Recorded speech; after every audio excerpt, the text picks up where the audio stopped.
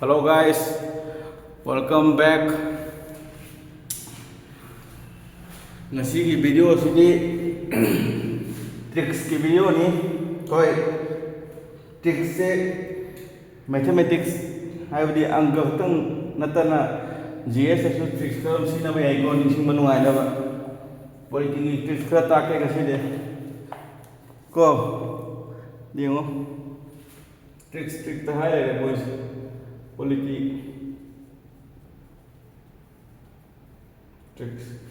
tricks yang hai dai ne no ni sing manu ai na ba yik tricks start to ri ho politic ko yo pada wo di jan ka sin je chana ba ho gi ba se doga same loi ba 1949 da ani ni ko amana 26 January 1950 kaya Indian Constitution adopt ho ki basina 26 January 1949 da deba adopt ho ki ba yaraba kay do ba Indian Constitution adopt ho ki basina 26 November 1949 da aduga came into force anaba ho gibana 1950 January sibu kai go Republic Day haina pangtholi hujik ko pare politida masi haran radi mupung pharoi haidana haibani jik trick makha sathara sin noina pamba trick to jik takhara bani no schedule sahamada politida schedule kya lai 12 lai hana nipal le ramani hujik 12 lai re jik schedule kya soya ba trying to sure schedule sing jik karamaina mathang anai nin sing ke ha khanda TERS tears of all PM kereba uchi kaure dabni sini sango tears of all PM hai na ko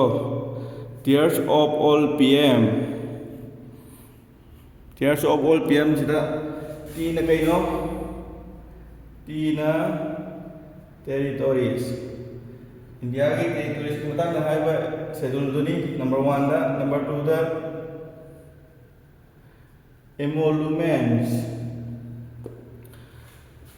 emoluments ki schedule lama yaw do number 2 ne ko tolok ko ka pi bagi matang da yaw do ohum suba a na affirmations odds and information hai ma yaw do yarba tik no ai review mari subada r na raya sabha ga mari leina ba schedule lama yaw bani yes na ko schedule areas ka mari leina ba schedule lama yaw bani ado ni yar ko next da o na schedule areas ta bato pa area ka mari leina ba schedule lama yaw bani tiers of pu yaw ko mathang da f na federal structure ka mari leina ba schedule do ne federal structure asida yaw union list concurrent list state list to bodo yar ko tangda o je sinlor matra o ne yo lore sinmadi thuyen hosu chalo sinmana join o na official language o na karaba official language वो से आई सुबह schedule दो ने कोई Manipur language जो आई सुबह schedule चलने का है वो ऑफिशियल लैंग्वेज को एफ ना ओ एल है एल ना को लैंड रिफॉर्म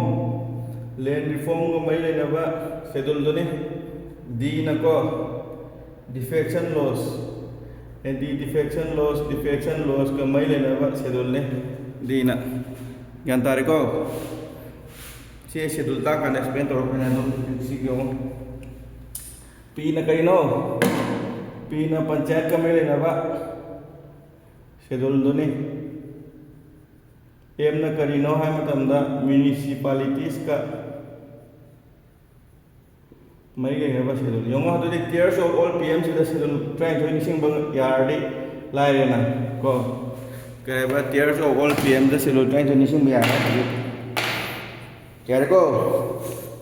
ꯐꯔꯦ ꯁꯤ ꯃꯇꯨꯡꯗ ꯁꯣꯔꯁꯦꯁ ꯑꯃꯨꯛ ꯇꯧꯔꯁꯤ ꯑꯩꯈꯣꯏ ꯏꯟꯗꯤꯌꯥꯟ ꯀꯟꯁꯇꯤꯇ꯭ꯌꯨꯁꯟꯁꯦ ꯁꯣꯔꯁ ꯀꯌꯥꯃꯔꯣꯝꯗꯒꯤ ꯂꯧꯔꯛꯈꯤꯕꯅꯤ ꯑꯗꯨꯅ ꯈꯪꯗꯕ ꯌꯥꯗ꯭ꯔꯕ ꯑꯦꯛꯖꯥꯝ ꯊꯝꯕ ꯁꯣꯔꯁ ꯈꯔꯒꯤ ꯑꯃꯨꯛ ꯇꯧꯔꯁꯤ